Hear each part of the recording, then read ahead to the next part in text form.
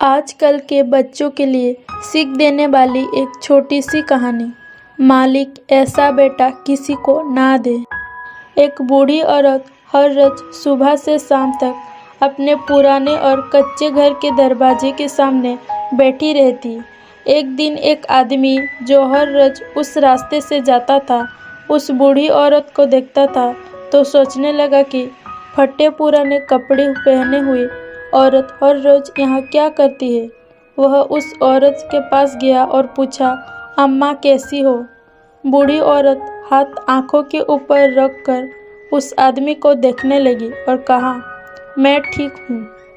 आदमी ने पूछा, माताजी, ऐसा लगता है आपका इस दुनिया में कोई नहीं है। बूढ़ी औरत ने कहा, क्यों नहीं? मालिक की कृपा से मेरे 6 बेटे हैं। मालिक उनको हमेशा खुश रखे। आदमी ने कहा, आपके घर को देखकर ऐसा प्रतीत होता है कि आपके बेटे को कोई नौकरी नहीं है।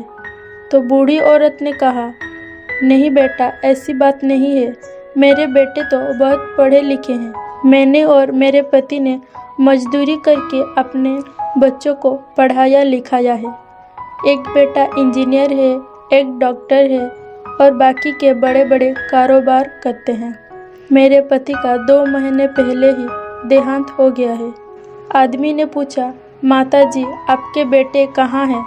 बूढ़ी औरत ने कहा, मेरे बेटे को मालिक ने बहुत माल और दौलत दी है। जिससे बेटे की शादी हो जाती, वह अपनी पत्नी को लेकर दूसरे घर में जाकर रहने लगता है। इसलिए कोई इस कच्चे मकान को पक्का नहीं कर पाया और मेरे बेटे यहाँ से सिर्फ 2 किलोमीटर ही आगे रहते हैं। बूढ़ी औरत की बात सुनकर वह आदमी आश्चर्यचकित होकर पूछने लगा, माताजी, तो आप यहाँ क्या करती हो? बूढ़ी औरत ने कहा, मेरे बेटे रोज इसी रास्ते से काम पर जाते हैं, तो उनको देखने के लिए मैं यहाँ बैठती हूँ।